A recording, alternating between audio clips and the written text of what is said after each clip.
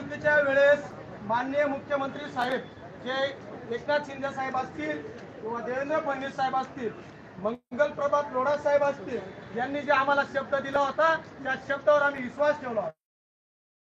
संपूर्ण महाराष्ट्रातील तमाम 1.25 लाख लोकांनी, माझे लाडके भाऊ असतील, माझ्या लाडक्या बहिणी असतील, सर्वांनी यांच्यावर विश्वास ठेवला आणि प्रत्येक आस्थापनावर 6 महिन्याचं प्रशिक्षण पूर्ण केलं. मुख्यमंत्री साहेबांनी सांगितलं होतं की प्रशिक्षण पूर्ण झाल्यानंतर 6 महिन्यानंतर त्यांना तिथं त्या माझ्या लाडक्या बहिणी आणि भाऊंना त्याच ठिकाणी आस्थापनावर आम्ही प्रमाणित करू. हे देशातलं पहिलं राज्य आहे.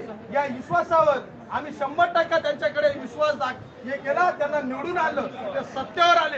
एक अति सत्ता आली राज्यामध्ये, दाखवा तुम्ही मला. देशात अशी सत्ता मिळणार नाही, अशी सत्ता हे माझ्या लाडक्या बहिणी आणि लाडक्या भावांच्या माध्यमातून झाली.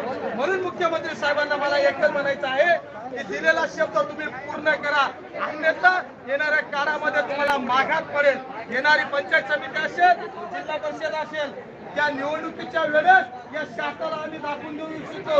आमचं प्रशिक्षण झाल्यानंतर आम्ही करायचं तरी काय. आम्ही पहिले सुशिक्षित बेकार होतो. आम्ही शिक्षणाच्या आशेने आम्ही बेकारीच्या आशेने शिक्षण पूर्ण केलं, या शासनावर विश्वास ठेवला आणि आम्हाला परत तुम्ही बेकार करता काय. जर तुम्हाला आम्हाला बेकारच करायचं असेल तर आमच्या हाताला बेड्या घाला.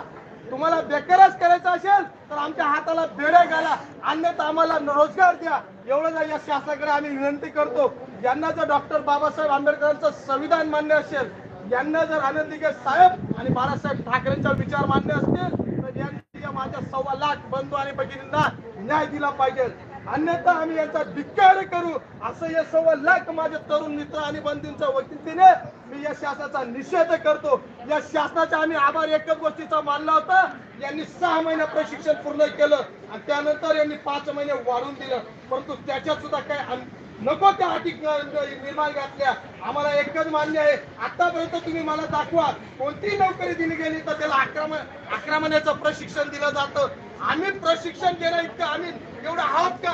आम्ही ज्या दिवसापासून गेलो त्या आस्थापनावर, त्या दिवसापासून मी स्वतः प्राथमिक शाळेमध्ये आहे. आतापर्यंत मुख्याध्यापकांनी सांगावं की अभिलाष तुला प्रशिक्षण दिलं आहे. असं प्रशिक्षण कोणत्याही आस्थापनाच्या प्रमुखांनी दिलेलं नाही.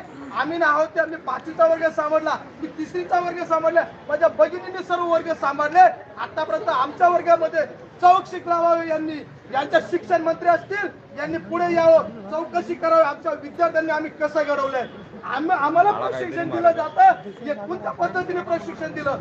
आम्ही वर्ग सांभाळतोय, आम्ही जो वर्ग सांभाळतो त्या वर्गामध्ये आम्हाला